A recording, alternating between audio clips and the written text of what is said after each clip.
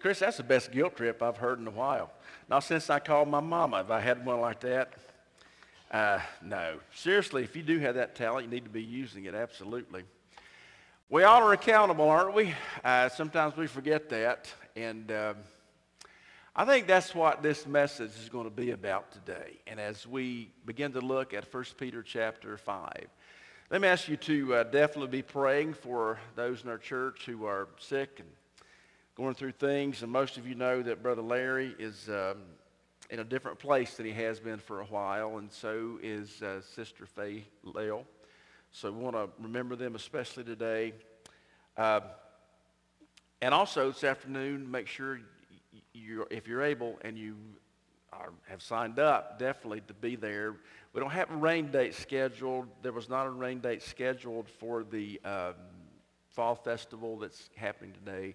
It may be a little misty. I don't know. I haven't looked at the weather. I don't know if it's going to clear out a little bit or not. I have no idea. Bring your raincoat, your kids, and I don't think it's going to be a downpour. So if you got a trunk you're running, bring it full of candy and come on out there. We'll have a great time and hopefully reach out to the community as well. That's what it's about.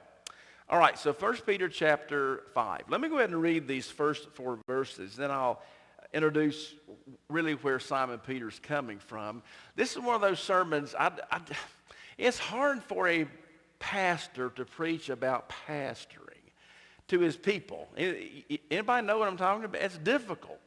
I'm preaching to myself first. I usually am anyway. But in this case, I guess it makes me feel better to know that Simon Peter was writing to himself as well, because Jesus, of course, called him to shepherd the sheep. And so, beginning at verse number 1, chapter 5, Simon Peter writes this to those separated, persecuted believers. He says, "The elders which are among you, I exhort, who am also an elder and a witness of the sufferings of Christ, and also a partaker of the glory that shall be revealed." Here's what he exhorts them to do. He says, "Feed the flock of God which is among you, taking the oversight thereof, not by constraint, but willingly, not for filthy lucre, but of ready mind, neither as being lords over God's heritage, but being examples to the flock. And when the chief shepherd shall appear, you shall receive a crown of glory that fadeth not away." I don't know if you sense it, but the chapter division here makes it where we almost feel like these verses are separated and disjointed from the passage we looked at and finished looking at last week. I mean, you read Peter's exhortation here. What does that have to do with judgment beginning at God's house, with judgment including the suffering that we all have to go through, both for accountability and for our sanctification? What does this have to do with all of that? They do look disconnected, yet his wording here makes it clear that he's making these statements based on what he's just said. So the chapter division really throws us out of sync there. The chapter divisions weren't in the original. They're not inspired, by the way. They're just breaks where translators thought would be a good place for it to happen. So if you put it all together as a paragraph, you have to understand Peter really is not changing subjects. He's just building on what he's just said.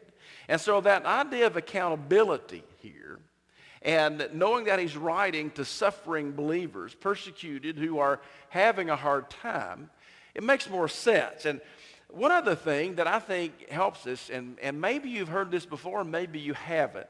Simon Peter is basing all of his statements here, I think, based on something written by the prophet Ezekiel.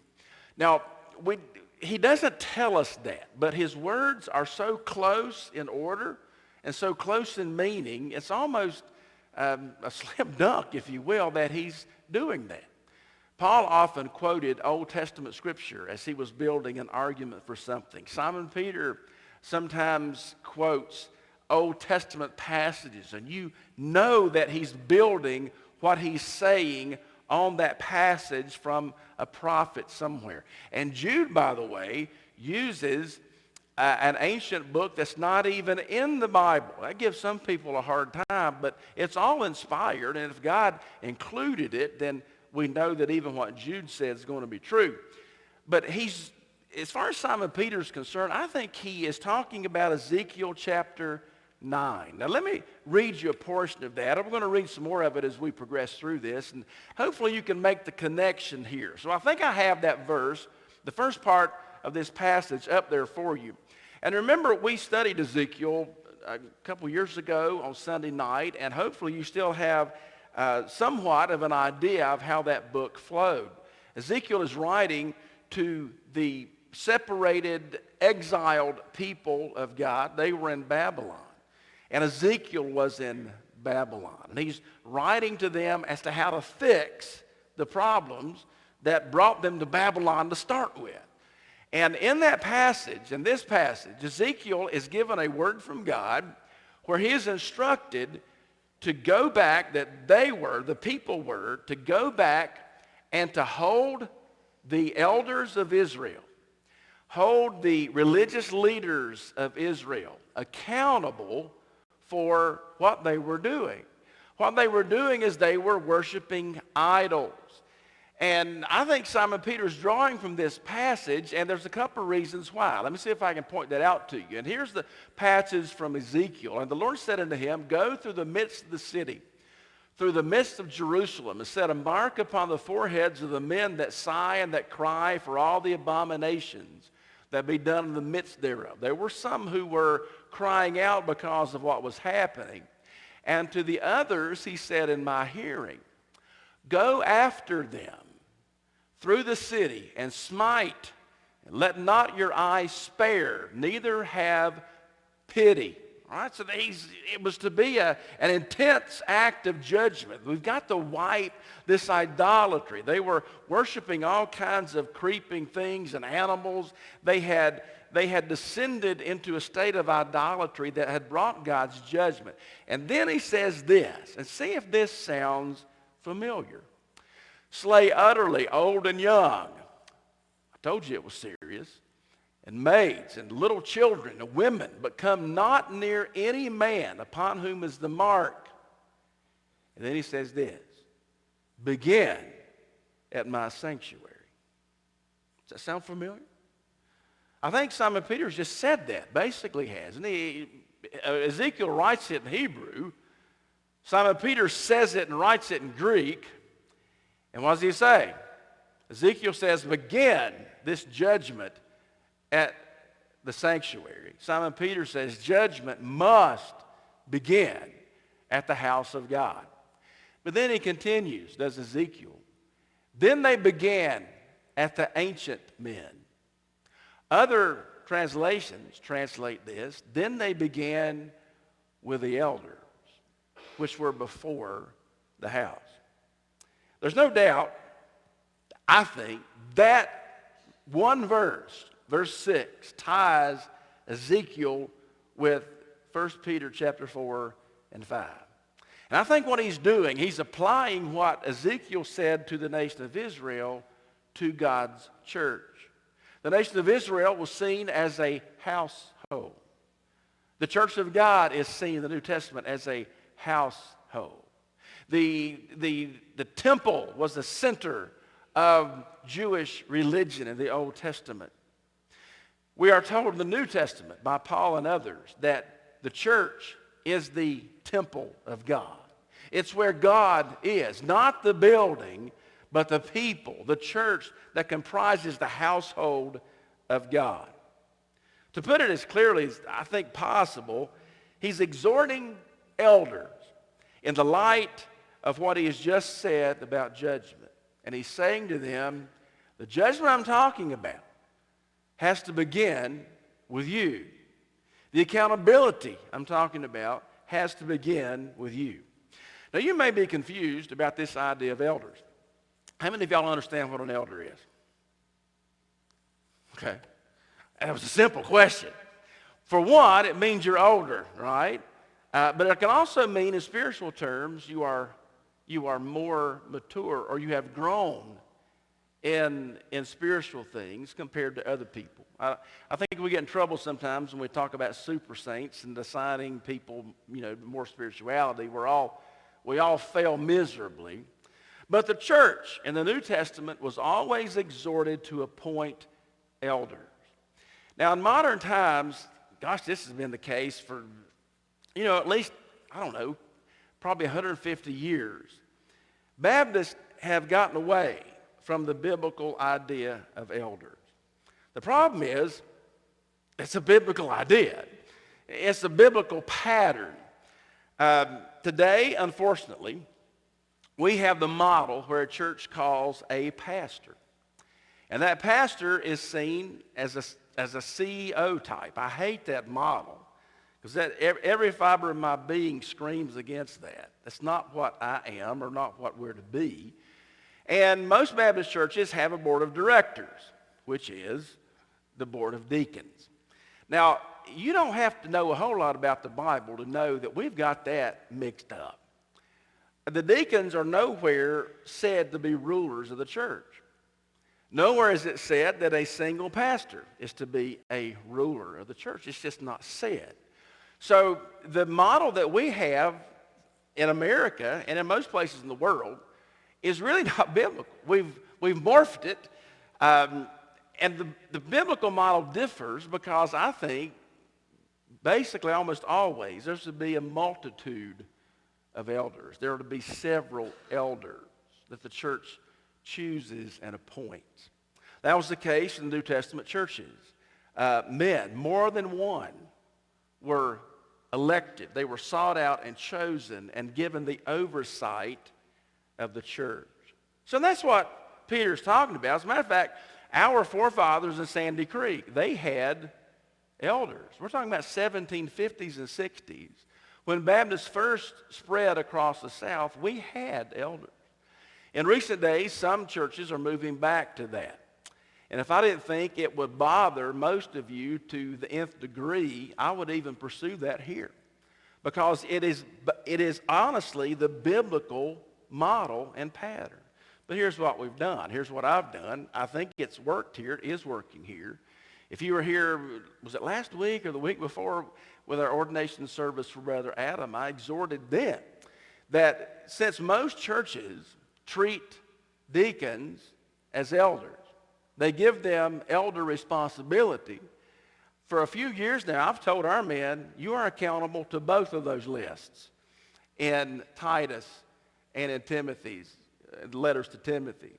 You are to be accountable to all of those qualifications, and nobody's ran from that yet and dropped out, and we expect deacons to make decisions. I'm not fighting that. We have godly men. I love them, but I treat them like fellow elders, and I hold them accountable for that. I try to. I don't literally hold them accountable. I exhort them in that way. But since we don't have specific elders in our church, and most Baptist churches don't, how do we apply this? Well, I think you got to apply what Simon Peter's about to say to pastors and to deacons who are given oversight in our modern model and who are to be looked up to and to be spiritually mature, okay? So to help you to crystallize this in your mind, I think that's where what Peter's talking about, those are the kind of men he's addressing here. And so he says to them, accountability in God's house begins with you. In Ezekiel's time, the elders, the ancient ones, those who were looked up to as to be an example and to be leaders had failed miserably and allowed the nation to fall into idolatry. And so we begin with this passage. The very first verse captures the solemnity with which Peter's writing. He says he's a witness. He's also an elder, but a witness of the sufferings of Christ and also a partaker in the glory that is going to be revealed. And there's the bridge, because that's what he's just been talking about. I am an elder. I saw literally his sufferings, and therefore I'm qualified to exhort you and to tell you of the glory that is waiting ahead after the suffering. But when he gets done with that, he does begin to qualify as a man who has meditated long and hard on the relationship between shepherding God's people and suffering. It's occurred to me I've told you this in several different ways, but the last 3 years, pastors have realized the need to shepherd the people of God. This is not about building a legacy. For me, it's not about building an empire. I could not care less about having control or power in this congregation. I've never sought that, and I don't want it. I'm never going to look for it. Our men don't want that. They don't expect that either. But this calling comes with certain qualifications. It comes with certain commandments. It comes with certain duties that are necessary. And at the top of the list, Simon Peter says, the one thing you've got to be able to do is to feed the flock of God. Now, how does the pastor do that? He doesn't do it by making you feel emotional. He doesn't do it by making you feel good. Any pastor who's a biblical pastor feeds the people of God by unpacking and preaching the text of the Bible. Preaching is feeding. Feeding is teaching. And if you're not being taught the Scripture, you're not being fed. And so he exhorts them to do that. But this idea of shepherding ought not to be foreign to any of us, should it? And so Peter begins by explaining, this is the only thing we'll get to look at today, the elders' ministry. Because the elders got to understand what it means to feed, to shepherd the flock of God, and to take oversight thereof. Now, we shouldn't find this foreign, as I said, because Jesus, as Simon Peter is going to relate later, he's going to say to us that the reward of the faithful shepherd on earth is going to be given to him by the shepherd who is now in heaven, the chief shepherd, who is none other than Jesus Christ himself. Jesus used this language about himself often, didn't he? He referred to himself as a shepherd. He referred to those who followed him as sheep. Now, that relationship is different than what most of us understand.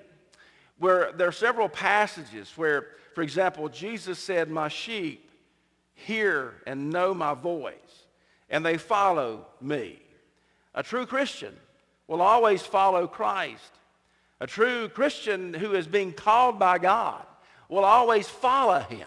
And that's the imagery he's promoting there. It wasn't about just, saved people listen to him. No, that shepherd, when he stopped off at an inn or encamped with other shepherds, they used a community corral.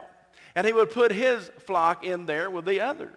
Well, there was no branding here, and there wasn't any microchipping here, and so the only way that his sheep could be separated out from the others is that they respond to his voice. That's what he said. He said, "My sheep hear my voice. They know my voice. They follow me." Now, the interesting thing is, isn't that exactly what Jesus is doing in the world right now? Calling his sheep to himself. And those who come to him are his. Jesus said, "No man cometh unto me except the Father give it to him. All that are mine have been given to me," is what Jesus said. His call, the evangelical call, the preaching of the gospel, is the shepherd's voice calling sheep unto him. And that relationship of sheep and shepherd lasts until the time we go to heaven. He is our shepherd. But until then, we have a little picture of what that relationship is. And it's between the elder and the member. It's between the one who has been given oversight in God's house and those who follow that oversight. So we begin, as does Simon Peter, with the characteristics of the elder's ministry. Now, it's not so much in these verses as it is back in the passage that we just began to read earlier in Ezekiel. Because Peter's not done quoting and drawing from Ezekiel. Let me show you if I can. First of all, the first qualification as far as his ministry is concerned, as the elders must not and cannot lack character. Go back to Ezekiel chapter 8. I have it up there for you.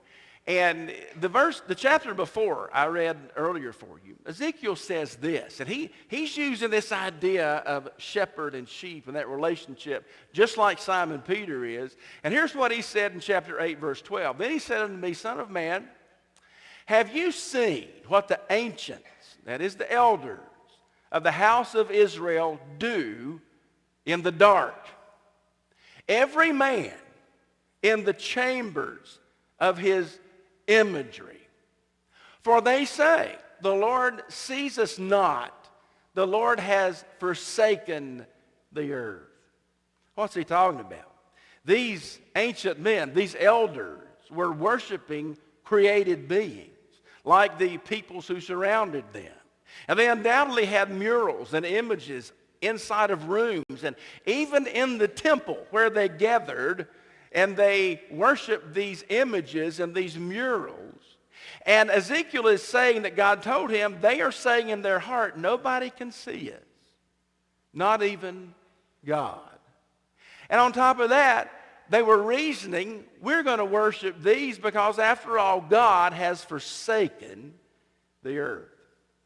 And I don't know about you, but I think all of us understand that anybody given oversight in the church of the living God has to have a character that is to be copied, that could be emulated, that could be used as an example, both in public and in private.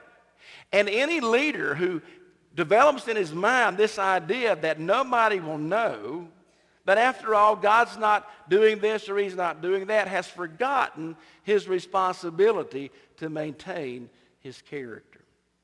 We live in a day, unfortunately, and I've always said, and listen, I'm the most accountable person here. If I were to fail morally, you ought not to let me back in this place. If I fail morally, you should not bring me here. Why? It's not that God won't forgive me. It's not that I'm still not a child of God. It's all about example.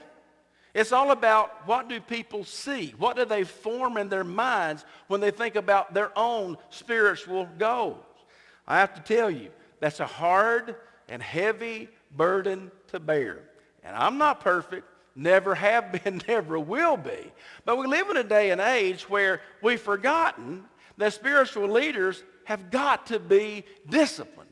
And so we have churches that are pastored by men who have failed morally one or two times, and churches that restore men who have committed heinous acts of sin, adultery, all kinds of things. And we wonder why that is propagated among the average church-going person, the member, when they look at pastors and deacons and they're not held to a higher example.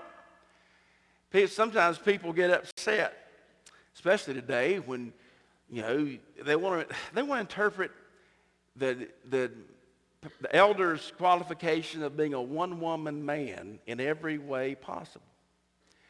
Now look, I'm the first one to say God forgives. Oh, he forgives. I'm glad he does. And so I'm not being legalistic or judgmental. But why would God say that and mean what I think he meant when he said, one woman man, you need to be the husband of one wife? Why do I think that would include divorce? Ain't got nothing to do with forgiveness or spiritual status. A divorced person can be the most spiritual person in the church. That's not the issue. And for those of you who are, I've never treated you in any way differently. But why did God say that? Because anybody who stands here, or anybody who leads God's church, is an example to follow, has to be. A young person looks at him and says, well, you know what? I don't have to treat my marriage relationship very seriously. After all, look at him. Now, you may not agree with that. That's okay. I'm humble enough to tell you that if Lori were to leave me next week, you'll never see me in this place again. I don't think she will. But if she were to, or if I were to fail and we were to part, I'm not coming back the next Sunday as your pastor. It's not about me. this office is not about me. It never has been. It's not about any man. It's about, first of all, Christ and purity and holiness, and then it's about the church. And so Ezekiel said, these guys, root them out. They think they're not being seen, but they are. Well, that's the word to all of us, isn't it? You can't hide from God, can you? There's nowhere you can go to shield his vision where he can't see you. There's no door that you can close that he can't see through or know what's happening behind it. The elder has to have a character that is fitting his office. Secondly, he can't misunderstand his calling. Now here's what Ezekiel's going to say, and this is on into chapter 34, I think, and I'll just read a few verses here. Word of the Lord came unto me, saying, Son of man, prophesy against the shepherds of Israel. All right, you seeing the connections here? No longer are they elders, now they are shepherds. He's not talking about shepherds who keep literal sheep. He's talking about spiritual shepherds. Saying of the shepherds of Israel, prophesy against them, prophesy and saying to them, Thus saith the Lord God unto the shepherds, Woe be to the shepherds of Israel that do feed themselves, and should not the shepherds feed the flocks? And then he goes on, I think in the next couple of verses, and he says, You eat the fat and you clothe you with the wool, you kill them that are fed, but you feed not the flock. The disease have you not strengthened, neither have you healed that which was sick, neither have you bound up that which was broken, neither have you brought again that which was driven away, neither have you sought that which was lost, but with force and with cruelty have you ruled them. Elders who rule faithfully, shepherd God's people, will be different from the shepherds of Ezekiel's day. They will be men of godly character. They will be in the dark what they profess to be in the light. They won't be selfish. They will seek out the weak. They will visit the sick and bind up the spiritually injured. They will be concerned to bring back those who stray from the truth. They will seek out the lost and rule with gentleness and grace. Again, we have a model in our country. It's like everybody on television, and you good people watch them. Some of y'all have already listened to a sermon this morning. If you tell me who it was, I can tell you whether you ought to pay attention or not. And one of the reasons you can know that you should pay attention or not is look at their wealth and look how they benefit from that position. I don't think it's far-fetched to say that Simon Peter and Ezekiel are looking straight at these men of our day who, since the advent of healing revivals and these mass church movements and meetings, have manipulated and fed off of, taken advantage of the weak, infirm, simple-minded, the faithful people of God, and have stolen from them and taken from them money they shouldn't have. It's not an accident that Jude, and Simon Peter too in his next letter, is going to say that one of the hallmarks of a false teacher is that he's greedy and he wants money. You think, we got people on television right now, people just flock to them. Oh my goodness, they make me feel so good about myself. They go home from taping that, whenever they tape it, to a multi-million-dollar house, driving their, $100,000 vehicle. Some of them fly in their own jet plane. All of that supplied from the money sent into them because people get their hopes up over what this supposed professing man of God can do. It's a whole new world.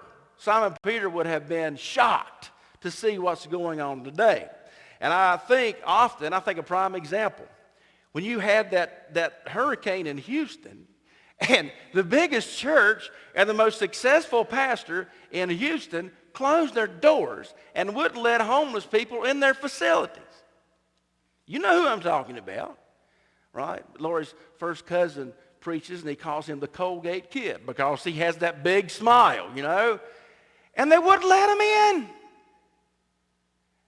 I mean, what more? This is a building, ladies and gentlemen. I don't care what they think in Houston. That ain't nothing but a building. It's not a church. It's a building. The people are the church. If there were to be a tornado in our area and the houses blown down and people's lives disrupted, what would we look like if somebody called emergency services and said, could we use your fellowship hall for these people to have a warm place to stay? And I said, no, I don't think so. We have something planned in there this afternoon. How would we look? Horrible. And we'd be doing exactly what Ezekiel said they were doing. You have to understand, just because a person claims to be a man of God or a leader or they claim to be a church, just because they make you feel good when you hear what they say doesn't mean they really love anybody. And it's proven over and over again. I've always known, I've always thought to be an elder, to be a leader, you can't love yourself. You have to love God's church. And I've always tried to exhort myself to do that. I've told people, it's never about me. I've not sent out my resume and tried to leave. I'm not going to tell you about any opportunities I've had because that doesn't matter. I've never wanted to progress and to make something of myself. I've tried, and I still have to focus. I've tried to always make it about the church, about God's people. The shepherds in Ezekiel's day didn't do that. Simon Peter, I think, is echoing that. There's a third thing, that not only must he understand his ministry, not only must he understand his calling, he also has to emulate the chief shepherd. Now, Simon Peter's going to say this down in verse 4. He mentions him. And when the chief shepherd shall appear, you shall receive a crown of glory that fades not away. Whenever Simon Peter talks about a shepherd, I always pay attention. I'm going to read for you in just a second why. But first, go back to Ezekiel 34. I think I have that in the PowerPoint there, Adam. And verses 11 through 13 and verse 23. For thus saith the Lord God, behold, I, even I, will both search my sheep and seek them out. Who is I? God says, me. You shepherds have to act like me, is what God is saying. As a shepherd seeks out his flock in the day that he is among his sheep that are scattered, so I will seek out my sheep and will deliver them out of all places where they've been scattered in the cloudy and dark day. And I will bring them out of the land and feed them upon the mountains of Israel by the rivers and all the inhabited places of the country. And I will set up one shepherd over them. Now this is prophetic. And Ezekiel's prophesying. I will set up one shepherd over them, and he shall feed them, even my servant David. Now David was already dead when Ezekiel writes this, so he has to be talking about great David's greater son. And he says, that shepherd shall feed them, and he shall be their shepherd. Aren't you glad you have a chief shepherd? We do. A shepherd, a pastor, has a chief shepherd. That relationship can never be broken. It can never be overlooked. It can never be ignored. But Simon Peter had a stake in this, didn't he? Simon Peter had failed. You know how he failed. He denied knowing Christ, and there he stands beside a fire, standing outside the household of the high priest. A little girl comes up to him and asks him, aren't you a follower of Jesus? I think she heard his Galilean accent, saw his face, knew that he was one of Jesus' followers. After all, I think Simon Peter was pretty loud when he thought it was to his advantage, right? So the little girl says, aren't you one of them? Simon Peter says, nope, not me. You got the wrong one here. Somebody else comes and says, aren't you one of them? No. And the more people ask him, the more vehement he becomes, the more angry he becomes, and he says, no. And then all of a sudden, he hears a rooster crow, because Jesus had told him, before you hear the rooster crow, you're going to deny me 3 times. And he had. And when he heard that rooster, he was reminded Because you remember, Simon Peter had boasted and bragged, and he said, Lord, if everybody else leaves you and falls away, not me. I'll be the last one standing. You see, Simon Peter had to be broken before he could be a shepherd. This office doesn't have any room for narcissistic, prideful people. They can advance themselves and they can become celebrities if they're good enough. If they can manipulate enough, if they can get the right singers in, if they can do all this other stuff, they can advance themselves and become all that in a bag of chips. But you know what? A real shepherd has to be broken, and Simon Peter was. He failed. So a few days, he's struggling. Can you imagine your Lord telling you that, you failing him, and then him dying on the cross, and all you want to do is talk to him and confess and make it right, and he never gives you a chance until you go back to what you used to do. He went back fishing. He's in that boat, and I think God, the God of heaven, told every fish in that lake, don't get anywhere close to that boat. Because they had fished all night, hadn't caught anything. Jesus appears on shore. They didn't recognize him. He says, throw it on the other side. They looked at him and said, what? They're fishing with nets. We're not talking about, finding a place to fish with a line. Fishing with nets. They're like, what difference is that going to make? But they did it. All of a sudden, they couldn't pull the nets in. And Simon Peter looks and he says, it is the Lord. So he has nothing but a skimpy Speedo on. So he's got to pull, his clothing on, and he wraps it around him, and he jumps in the water. He doesn't wait for the boat to make it to shore. He's so distraught, and he's so ready to fall down at Jesus' feet and make things right. He swims to shore. And I can see him staggering up out of the slight waves there on the Sea of Galilee, and the first thing he sees is a fire. Jesus, what are you doing? I mean, the last time I was in front of a fire, I made a mess of things. Oh, yeah, Jesus built that fire on purpose. Yeah. He's already got fish laid out there, teaching him and the rest of them. You guys can go fishing on your own all you want to, but unless you rely on me, you're not going to catch anything. And unless you rely on me, you're not going to be provided for. But just to teach you that, here you go. And he begins to talk to Peter, and he says, Peter, do you love me?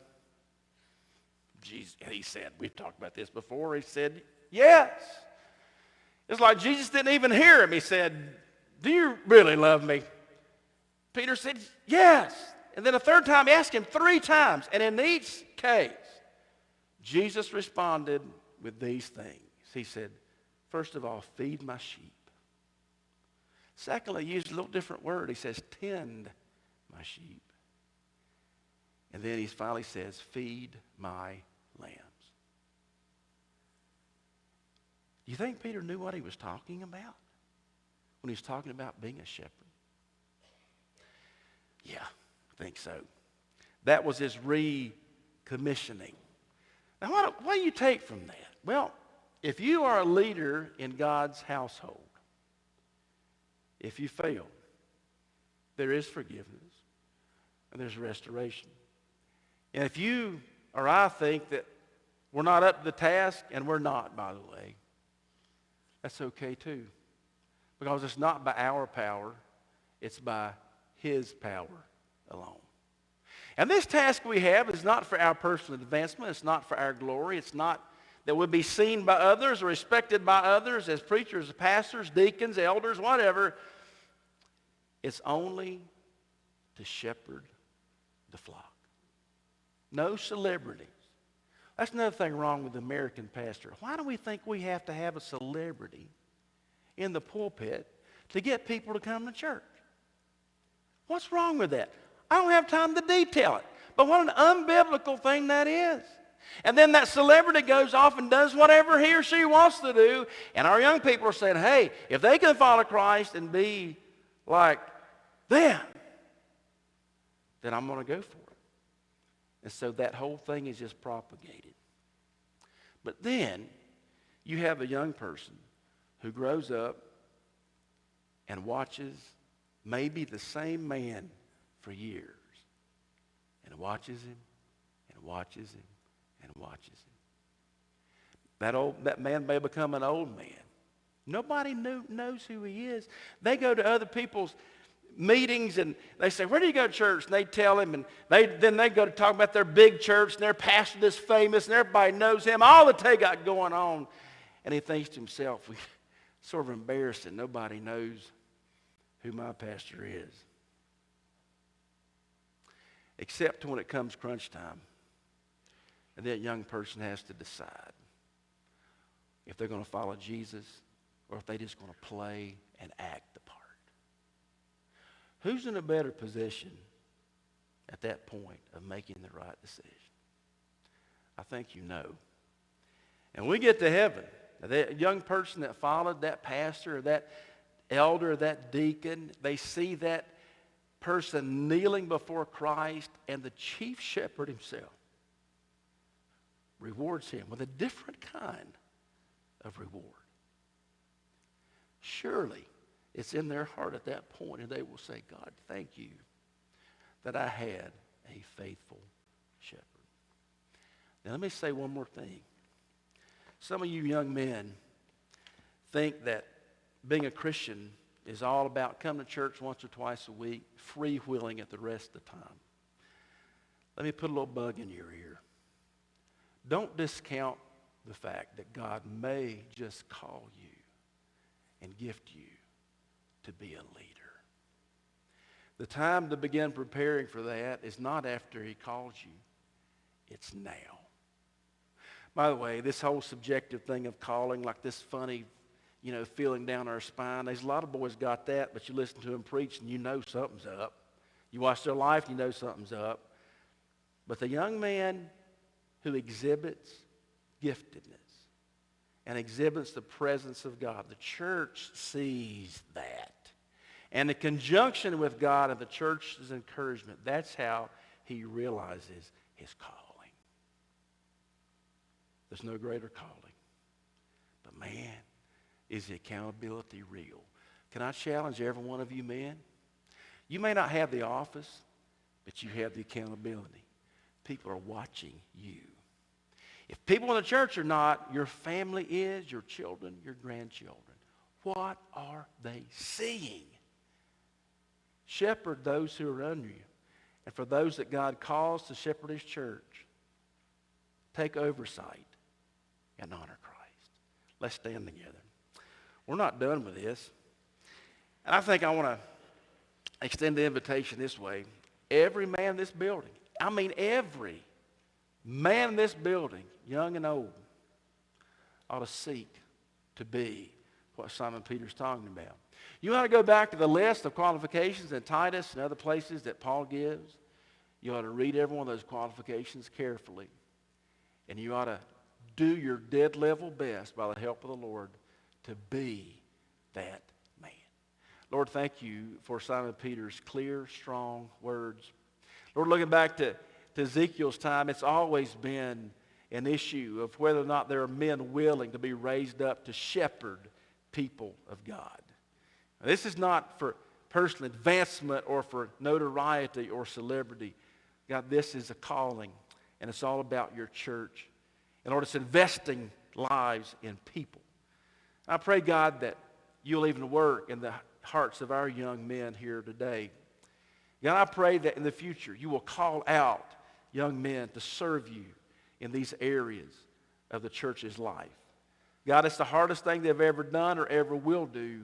But as Simon Peter has said, there's a reward that is waiting. We'll talk more about that later. But Lord, let this settle on our hearts right now.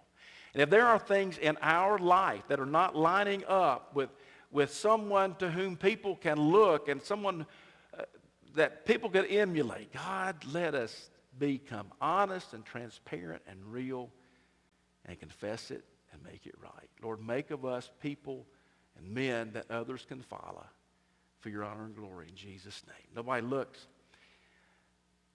Opportunity at this moment to ask God to do that work in our heart, to lead us down that path to be what he'd have us to be. Whatever God is calling you for today, maybe the shepherd is calling you to a relationship with himself, man, woman, boy, or girl, doesn't matter.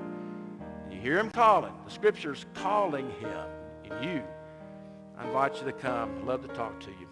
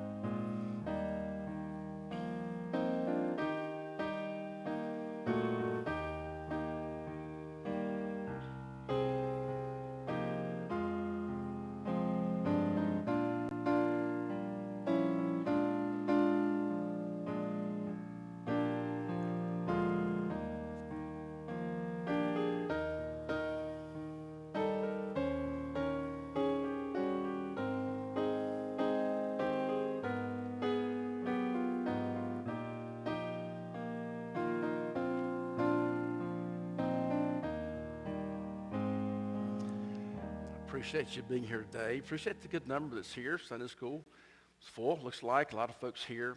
Glad you were. I'll remind you about this afternoon, if you're able to come, love to see you out there. If you sign up to work, they're still counting on you, so bring your rain suit and an umbrella. If you're running a trunk, figure something out, all right? We'll have a good time and enjoy fellowship with each other and with other Christians, and hopefully people from our various communities in eastern Merck County will come and we'll have a chance to impact them, okay? So we have some brochures, and let me thank Sawyer Strong for putting that together. I think you guys will be proud of it. We got it printed up. I guess we got it in hand, don't we, Sandy? So we'll have 500 we're taking over there. Sort of caught us off guard, and that's the most we could get, but we got some more ordered, so hopefully we'll be able to give out several of those and encourage folks. There'll be a place, too, to pray with people who have prayer needs. If you'd just like to come and volunteer for that, man, what a great ministry that'll be. So all that's waiting for you, so bring your kids and have a good time, all right? I love you, church. Let's bow now. We'll be dismissed in prayer. Johnny Hildebrand, would you close our meeting for us in prayer, please, brother?